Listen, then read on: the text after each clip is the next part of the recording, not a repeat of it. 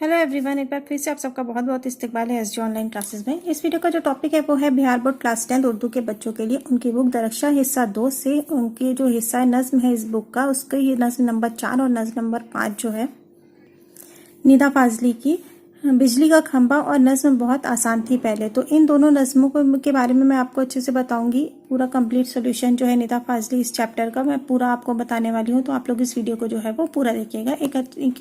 ये एक important topic है, इसलिए आप लोग इसको बहुत अच्छे से देखिए और हो सके तो कहीं नोट कर लीजिए। निदा फाजली की 2 नज्में हैं, एक है बिजली का खंभा, दूसरी है नज्म बहुत आसान थी पहले, आपके निसाब में शामिल है। तो आइए स्टार्ट करते हैं वीडियो को। वीडियो स्टार्ट करने से पहले एज यूजुअल एक छोटी सी गुजारिश है कि वीडियो अच्छा लगता हो तो लाइक कीजिए और चैनल को सब्सक्राइब कीजिए, और साथ ही साथ वो जो बेल आइकॉन होता है उसको दबाना मत भूलिएगा। उससे क्या होगा कि अगर मेरा कोई भी नया वीडियो आता है तो उसका नोटिफिकेशन जो है वो आपको मिल जाएगा। तो आइए स्टार्ट करते हैं वीडियो को। जो शायर हैं निदा फाजली, इनकी 2 नज़में आपके जो निसाब है या सिलेबस है या आपकी बुक है उसमें शामिल है। पहली कौन सी है? बिजली का खंभा, और दूसरी है नज्म बहुत आसान थी पहले। तो अक्सर एग्जाम्स में इन दोनों में से कुछ ना कुछ क्वेश्चंस जो है वो आते हैं, तो आप लोग इस वीडियो को जो है वो अच्छे से देखिए। पहले हम लोग निदा फाजली जी के बारे में पढ़ लेते हैं। निदा फाजली जी कौन थे, क्योंकि ऑब्जेक्टिव क्वेश्चंस हो या सब्जेक्टिव में भी में अक्सर शायर वगैरह के या अदीब के बारे में क्वेश्चंस आते हैं उससे रिलेटेड, और आपके बुक में भी क्वेश्चंस दिए हुए हैं जो शायर के ऊपर, उनकी अदबी खिदमात या उनकी हालात ज़िंदगी या उनके ऊपर। तो वो जो क्वेश्चंस हम लोग बाद में करेंगे, पहले हम लोग निदा फाजली के बारे में पढ़ लेते हैं। इनका असली नाम था मुक्तदा हसन, और निदा फाजली इनका कलमी नाम है, यानी कि जो ये जो उर्दू अदब में ये निदा फाजली के नाम से मशहूर हुए, लेकिन इनका असल नाम क्या था? मुक्तदा हसन। इनकी हालात ज़िंदगी है। इनकी पैदाइश कहाँ हुई? निदा फाजली की पैदाइश 12 अक्टूबर सन 1938 में ग्वालियर में हुई। ग्वालियर कहाँ है? मध्य प्रदेश में। इनके वालिदैन का क्या नाम था? मुर्तज़ा हसन और जमील फातिमा। 1965 में निदा फाजली के ख़ानदान के तमाम अफराद पाकिस्तान हिजरत कर गए, यानी कि पाकिस्तान चले गए थे इनके ख़ानदान के तमाम लोग, इनके वालिदैन वगैरह। उस ज़माने में निदा फाजली तालिबे इल्मी के दौर से गुजर रहे थे, इसलिए उन्होंने हिंदुस्तान में ही रहना पसंद किया, यानी कि वो पढ़ाई कर रहे थे तो उन्होंने पाकिस्तान की जगह हिंदुस्तान को चुना और यहाँ पे ही रहना पसंद किया। उन्होंने उर्दू और हिंदी में एमए किया और इसके बाद वो बम्बई चले गए और वहीं मुस्तकिल सुकूनत पजीर हो गए। मुस्तकिल सुकूनत पजीर का क्या मतलब होता है कि वहीं अपनी पढ़ाई के बाद एमए वगैरह करने के बाद वो ग्वालियर से मुंबई चले गए और वहीं पे सुकूनत पजीर हो गए, यानी कि सेटल हो गए। पहले सहाफ़त का पेशा इख्तियार किया और उर्दू हिंदी के मुख्तलिफ रिसाला व अखबारात के से वाबस्ता रहे, यानी कि पहले इन्होंने एज अ जर्नलिस्ट काम किया, किसमें? हिंदी और उर्दू के मुख्तसर रिसाले यानी कि अखबारों में वह अखबारात से वाबस्ता रहे। फिर फिल्मों के लिए नगमे और मुकालमे लिखने लगे, लेकिन इसके बावजूद अदब से रिश्ता नहीं तोड़ा। तो पहले क्या किया इन्होंने? ये पहले ग्वालियर में रहते थे, वहाँ पे इन्होंने अपनी पढ़ाई की, उर्दू में और हिंदी में इन्होंने एमए किया। उसके बाद फिर ये बॉम्बे चले गए। बॉम्बे में ये जाकर के सेटल हो गए और वहाँ पे पहले एज अ जर्नलिस्ट या अखबार वगैरह में काम किया। उसके बाद इन्होंने फिल्मों में, जो क्योंकि इनको लिखने का शौक हमेशा से था, तो उसके बाद इन्होंने फिल्मों में मुकालमे लिखने, मुकालमा किसे कहते हैं? बातचीत, यानी कि जो डायलॉग होते थे वो लिखने लगे, और इसके साथ साथ क्या, जो नगमे यानी कि गाने जो हैं वो फिल्मों के लिए ये लिखने लगे। इसके बावजूद अदब से रिश्ता नहीं तोड़ा, तो क्योंकि उनको फिल्मों से इनको नाम और शोहरत तो मिल ही रही थी, लेकिन इसके बाद भी उन्होंने जो इनका शौक था शेर व शायरी का, तो उन्होंने उसको उर्दू अदब से जो था वो अपना रिश्ता नहीं तोड़ा, साथ ही साथ वो गज़लें और नज़में भी लिखते रहे। तो ये था इनके हालात ज़िंदगी के बारे में। अब आते हैं इनकी अदबी खिदमत, यानी कि ये किस तरह से लिखते थे और इनका जो उर्दू अदब में इनकी जो खिदमत थी वो क्या थी। अदबी खिदमत यानी कि उर्दू अदब में जो इनके जो कारगुजारी थी या जो उन्होंने काम किया उसके बारे में। निदा फाजली जदीद उर्दू दौर के वो शायर हैं जिन्होंने गज़ल और नज़्म दोनों असनाफ में यकसा तौर पर अपनी पहचान बनाई, यानी कि इन्होंने गज़लें भी लिखी हैं और नज़्में, बतौर शायर इन्होंने गज़ल और नज़्में दोनों लिखी हुई हैं। इसके साथ उन्होंने दोहे भी लिखे हैं, यानी कि गज़ल, नज़्म, दोहे वगैरह इन्होंने सब लिखे हैं। निदा फाजली को एक मुअत्तबर और संजीदा शायर समझा जाता है। मुअत्तबर और संजीदा यानी कि बहुत ही ज़्यादा अपने एतमाद के साथ अपनी बातें रखने वाला और संजीदगी के साथ। उन्होंने अपनी शायरी में समाज के कमज़ोर और पसमानदा लोगों के मसाइल को पेश किया, यानी कि जो गरीब तबका होता है, जो अपनी बातें नहीं उठा सकते हैं, उनके जो जो मसाइल होते हैं, उन्होंने अपनी शायरी में उनके मसाइल को पेश करने की कोशिश की है। और इंसानी ज़िंदगी के आम तजुर्बों से हम आहंग करने की कामयाब कोशिश की है। और जो इंसानी ज़िंदगी के जो आम तजुर्बे होते हैं, जो आम मसले होते हैं, उन्होंने अपनी शायरी में उसको भी, अपनी नज़मों में उसको उठाने की कोशिश की है। निदा फाजली ने फिल्मों के लिए भी बेशुमार गज़लें और गीत लिखे हैं, लेकिन इसके बावजूद उर्दू शेर व अदब की दुनिया से ही अपने आप को जोड़े रखा है। यानी कि ये फिल्म इंडस्ट्री से भी ताल्लुक़ रखते थे। उन्होंने उसके लिए बहुत सारी ऐसी जो मूवीज़ के लिए डायलॉग वगैरह लिखे हैं, लेकिन उससे उनको शोहरत और मकबूलियत मिली थी। लेकिन इसके बाद भी इन्होंने अपना जो शौक़ था उर्दू अदब के लिए, वो उन्होंने नहीं छोड़ा, उसको जारी रखा। आगे है, निदा फाजली ने उर्दू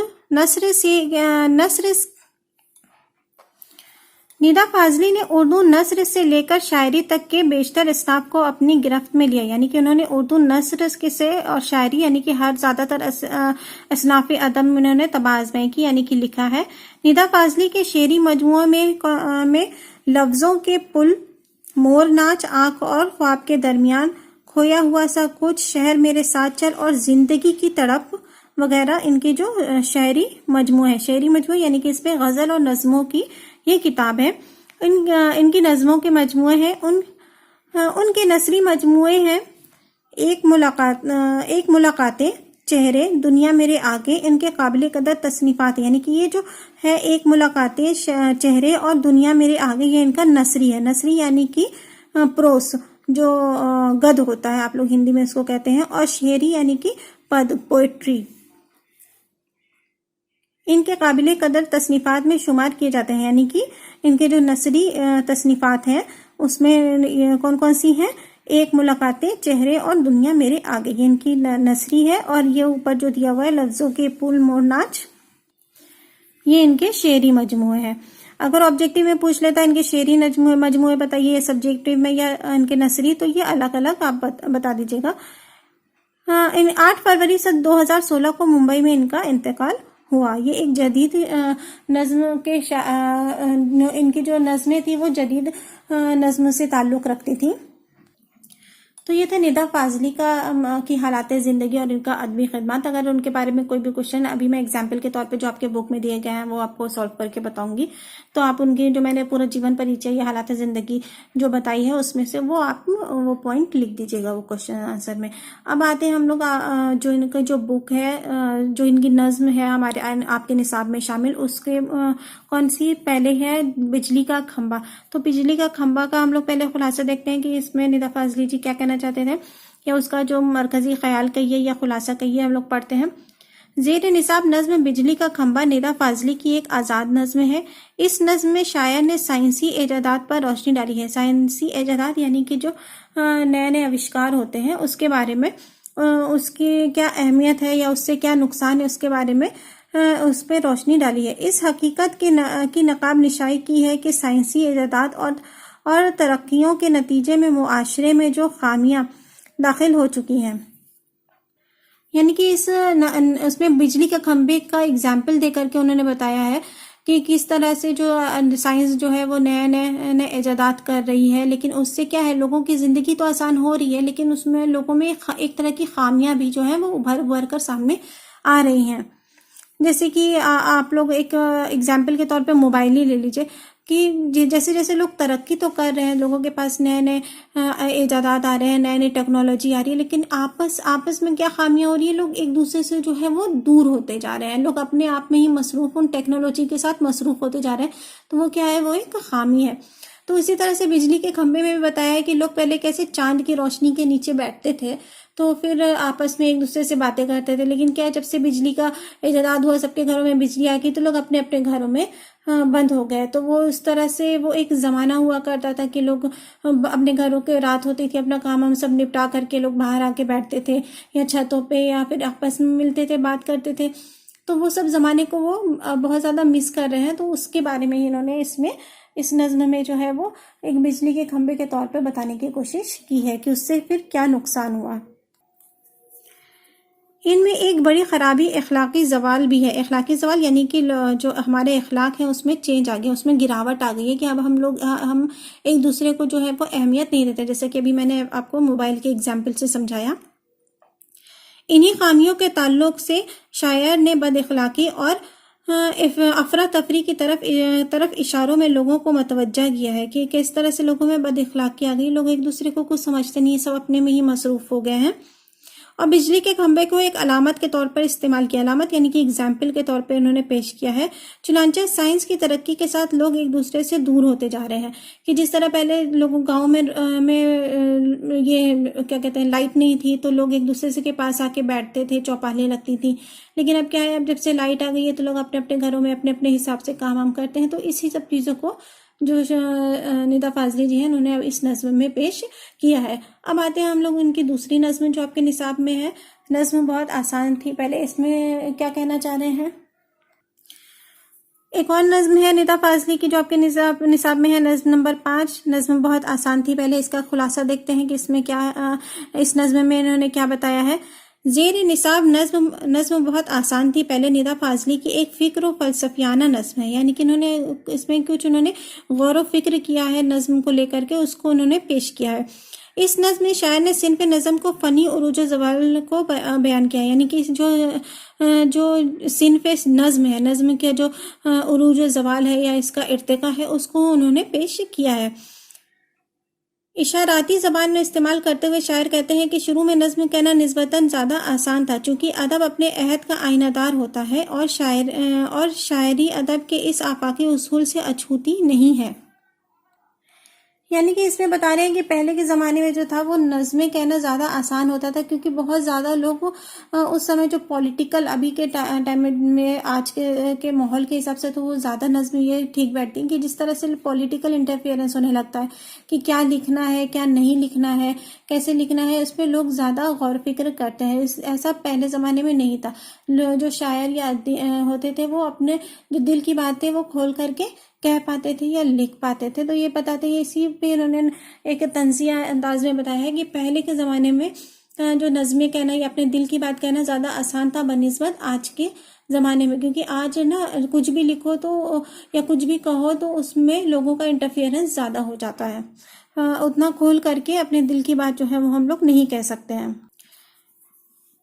चूंकि अदब अपने अहद का आईनादार होता है, यानी कि अदब आईनादार होता है, यानी कि जो हम देखते हैं जो उसी को हम अपने अदब में वही पेश करते हैं। जो हमारा जो समाजी जो माहौल होता है, मुआशरा होता है, हम जो भी लिखते हैं वो उससे मुतासिर होता है। और शायरी अदब के इस आफाकी उसूल से अछूती नहीं। और शायरी में भी ऐसा होता है कि हम जो देख सुन रहे हैं वो हम लिख सकते हैं। इसलिए बदलते हुए सियासी हालात और मजहबी शिद्दत पसंदी ने नज़्म की आहंगी को भी रफ्ता रफ्ता बदल दिया है। तो जैसा कि मैंने अभी आपको बताया ही था कि जो सियासी है यानी कि पॉलिटिक्स है या लोगों का इंटरफेरेंस है कि कौन क्या करेगा क्या नहीं, तो ये सब जो सोच है उसने जो शायरों को भी एक तरह से बांध दिया है। उन लोगों को भी अब क्या है, पहले के ज़माने में अभी बहुत ज़्यादा सोच समझ कर लिखना पड़ता है। आज के बदलते हुए माशरती कदरों और सियासी बेउसूली से नज़्म मुतासिर हुए बगैर नहीं रह सकी। कीमत के लिहाज से तो उर्दू शायरी में नज़्मों का अच्छा खासा सरमाया मौजूद है और आलमी सतह पर उसे मकबूलियत भी हासिल है, लेकिन फ़िक्र और ख़याल के लिहाज से सिन्फ़े नज़्म रफ्ता रफ्ता खोखली होती जा रही है और इस शायरी की ज़बान में नज़्म पर सिन्फ़ और इस हिमलाल की कैफियत तारी है। यानी कि कह रहे हैं कि अब लोगों को क्या है, सोच समझ करके जो सामने वाले को पसंद आए, जिससे कि बहुत ज़्यादा लोगों को बुरा न लगे, तो ये सब सोच के लिखना पड़ता था। लेकिन पहले क्या है, अपने दिल की बात लिखने से पहले इतना ज़्यादा सोचना नहीं पड़ता था, इतना दबाव जो है वो शायर लोग महसूस नहीं करते थे। तो इस चीज़ को इन्होंने अपनी इस नज़्म में वाज़ेह करने की कोशिश की है कि पहले जो था वो कुछ भी लिखना, अपने दिल की बात कहना ज़्यादा आसान था बनिस्बत आज के दौर में, क्योंकि आज का ऐसा सियासी माहौल ऐसा बन चुका है कि लोगों की जहनियत बदल चुकी है कि हाँ, अपनी बात कहने से पहले भी सामने वाले के बारे में एक बार सोचना पड़ता है। तो ये इस नज़्म का खुलासा था, इसमें शायर यही कहना चाह रहे थे। अब आते हैं हम लोग क्वेश्चन आंसर की तरफ। आपकी बुक में जो है मुख्तसर तरीन सवालात यानी कि जो ऑब्जेक्टिव टाइप क्वेश्चंस होते हैं उसमें से पहला है निदा फाजली कहाँ पैदा हुआ है। इसका आंसर है निदा फाजली ग्वालियर में पैदा हुए, जो कि मध्य प्रदेश में है। अगला सवाल है निदा फाजली को कौन कौन से अवार्ड मिले।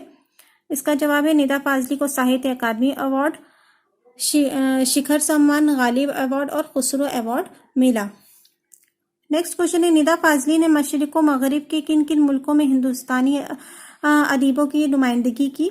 इसका जवाब है निदा फाजली ने मशरिक व मगरिब के में मतलब इंडिया के बाहर फॉरेन कंट्रीज में कहाँ कहाँ इन्होंने इंडिया को रिप्रेजेंट किया। इसका जवाब है America, UAE, Germany, Bangladesh, Pakistan, England और मॉरिशस वगैरह में हिंदुस्तानी अदीबों की नुमाइंदगी की। तो इससे पता चलता है कि इनको कितने सारे अवार्ड्स मिले हैं, इन्होंने कहाँ कहाँ इंडिया को रिप्रेजेंट किया है। तो इन उर्दू अदब में इनकी बहुत ज़्यादा अहमियत है। तो इसलिए इनसे इनके जो टॉपिक्स हैं वो क्वेश्चंस भी आते हैं। तो आप लोग प्लीज़ इसको अच्छे से पढ़िएगा। अगला सवाल है निदा फाजली के 3 शेरी मजमूए के नाम लिखिए। देखिए मैंने आपको फर्स्ट उसमें भी बताया था शेरी और नसरी दोनों अलग अलग। अगर नसरी पूछा जाए तो इनके जो नसरी मजमूए हैं उनके नाम लिख देना, लेकिन यहाँ पे शेरी पूछा गया है तो वो कौन से हैं, लफ्ज़ों के पुल, मोरनाच और जिंदगी की तड़प। अगला सवाल है निदा फाजली ने समाज के किस तबके के मसाइल को अपनी नज़मों में उभारा है या पेश किया है। तो इसका जवाब है निदा फाजली ने समाज के कमज़ोर और पसमंदा तबके को, यानी कि कमज़ोर और परेशान या गरीब तबका जो मिडिल क्लास है के मसाइल को अपनी नज़मों में उभारा है, यानी कि उनके मसलों को पेश करने की कोशिश की है। जैसे कि वीडियो के स्टार्टिंग में जब मैं निदा फाजली के बारे में आपको बता रही थी तो मैंने आपको बताया था कि जो भी कोई भी क्वेश्चन होते हैं तो वो 2 तरह से, एक तो शायर या अदीब पे आते हैं और दूसरा उनके जो चैप्टर दिया रहता है उस पर आते हैं। तो देखिए ऐसे ही आपके बुक में भी दिए गए हैं, निदा फाजली पे 4 क्वेश्चन आपके बुक में दिए गए हैं। पहला है निदा फाजली की शायरी के बारे में 5 जुमले लिखिए, ये शॉर्ट में है। फिर है निदा फाजली किन किन हैसियतों से फिल्मी सिनअत से वाबस्ता रहे। निदा फाजली ने शायरी की किस किस सिन्फ में तबा आजमाई की। निदा फाजली की शोहरत और मकबूलियत की असल वजह पर रोशनी डालिए। तो कोई कहीं से भी कुछ भी पूछेगा तो आप इसका आंसर कर दीजिएगा जो मैंने निदा फाजली के बारे में बताया है। जैसे पहला है निदा फाजली की शायरी के बारे में लिखी, यानी कि इन्होंने जैसा मैंने आपको बताया था कि इन्होंने नस्र और नज्म दोनों में शायरियाँ की। पहले आप लोग निदा फाजली के बारे में 2-4 लाइनें लिख दीजिएगा कि वो कहाँ पैदा हुए। ग्वालियर में। उनके वालिद और वालदा, उनके पूरा ख़ानदान जो था वो पाकिस्तान चला गया, लेकिन वो पढ़ाई के लिए हिंदुस्तान में रुक गए। जैसे मैंने आपको वो पूरा उनकी हालात ज़िंदगी में बताया था, 1-2 लाइन लिख देना। उसके बाद शायरी के बारे में क्या, उन्होंने सभी सिनफ़े सुकन पे तबा आजमाई की, ये भी मैंने आपको उसमें बताया था कि इन्होंने नस्र और नज्म, दोहे वगैरह सब में तबा आजमाई की है। शायरी पूछा जा रहा है तो शायरी में इन्होंने गज़लें भी लिखी हैं, नज़में भी लिखी हैं, दोहे भी लिखे हैं और इनकी जो शेरी मजमुआ है उसको बता दीजिएगा। और इसके साथ साथ इन्होंने फिल्मों में गीत लिखने का भी काम किया है। अगला सवाल है निदा फाजली किन किन हैसियतों से फिल्मी सनत से वाबस्ता रहे, यानी कि किस किस हैसियत से। तो मैंने बताया था कि ये फिल्मों के लिए इन्होंने मुकालमे यानी कि डायलॉग लिखते थे और गीत लिखते थे, यानी कि नगमे यानी कि गीत लिखने का इन्होंने काम किया है। अगला सवाल है निदा फाजली ने शायरी के किस किस सिन्फ में तवाज़ुफ़ की है, वो भी मैंने बताया था, नस्र और नज़्म दोनों में की है। शेरी में उन्होंने क्या क्या नज़में भी लिखी हैं, गज़लें भी लिखी हैं और दोहे भी लिखी हैं। तो अगर लॉन्ग में पूछा जा रहा है तो थोड़ा सा निदा फाजली के बारे में और उनका जो मैंने अदबी खुसूसियात बताई थी वो आपको पूरा, कोई भी क्वेश्चन पूछे आपको बस वही पैराग्राफ लिख देना है, उसमें आपको सारे क्वेश्चन के आंसर मिलेंगे। निदा फाजली की शोहरत और मकबूलियत की असल वजह क्या है, वही कि इन्होंने मतलब नज़में भी लिखी हैं, उनकी नज़मों में जो गरीब ज़िंदगी होती है उसकी तर्जुमानी मिलती है। तो वही सेम पैराग्राफ है, वो जो अदबी खिदमात में इनका जो मैंने आपको को शुरू में इनकी हालात ज़िंदगी के बाद अदबी खुसूसियात का जो पैरा लिखा था वो इन सारी क्वेश्चन का आंसर जो है वो उस पैरा में मौजूद है। तो आप लोग कोई से भी क्वेश्चन आता है बस उस पैराग्राफ को लिख दीजिएगा, आपको पूरे नंबर मिल जाएंगे। अगला सवाल पूछा गया है नज़्म बिजली का खंबा का खुलासा अपनी ज़बान में लिखिए। तो अभी मैंने आपको खुलासा इसका बताया था, बस वही लिख देना है। और इसी तरह नज़्म बहुत आसान थी, पहले का खुलासा, मरकज़ी ख्याल और खुलासा एक ही क्वेश्चन होता है, चाहे मरकज़ी ख्याल पूछे चाहे खुलासा पूछे, आपको आंसर वही करना है, तो आप उसको लिख दीजिएगा। इसके अलावा शॉर्ट क्वेश्चन में देखिए एक और क्वेश्चन आपके निसाब में है, नज़्म बिजली का खंबा का आखिरी शेर, कोई बिजली का खंबा नहीं था मगर चांद का नूर मैला नहीं था, इसका तशरीह करनी है। तशरीह यानी कि उसका व्याख्या करनी है उस शेर की। तशरीह क्या है, ये शेर निदा फाजली की नज़्म बिजली का खंबा से माखूज है, या माखूज यानी कि लिया गया है। इस शेर में शायर ने साइंसी एजादाद और उससे पैदा होने वाली अखलाकी खराबियों को इशारा किया है। कि जब बिजली का खंभा नहीं था यानी बिजली की रोशनी नहीं थी, उस जमाने में जाहिरी तौर पर रोशनी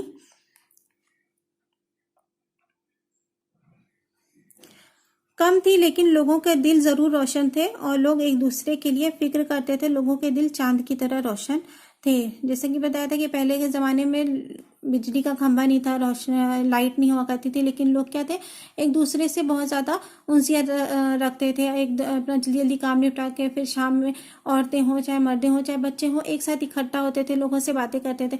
लेकिन जैसे जैसे टेक्नोलॉजी जो है वो बढ़ती गई, लोग एक दूसरे से दूर होते गए। तो इस नज़्म में इन्होंने इसी के बारे में बताया है कि जैसे जैसे लोग साइंसी इजादात होते गए और लोग जो है वो एक दूसरे से दूर होते गए और अपने आप में मसरूफ होते गए। लोगों का काम तो आसान हो गया, लोगों के पास वक्त तो था, लेकिन उस वक्त को बर्बाद करने के लिए भी कोई चीज़ की, किसी सामान की ज़रूरत नहीं थी। भाई बिजली का जब इजादात हुआ तो टीवी बनी, मोबाइल आया, फिर फोन आया, तो इस तरह से क्या हुआ, लोग एक दूसरे से दूर होते गए और अपने आप में मसरूफ होते चले गए। तो वही शायर बता रहे हैं कि उस जमाने में बिजली का खंभा नहीं था, अंधेरा तो था, रोशनी तो जरूर कम थी, लेकिन लोगों के दिल जो थे वो रोशन थे। चांद की रोशनी में ही लोग एक दूसरे के करीब रहते थे, एक चांद की तरह लोगों के रिश्ते जो थे वो रोशन थे।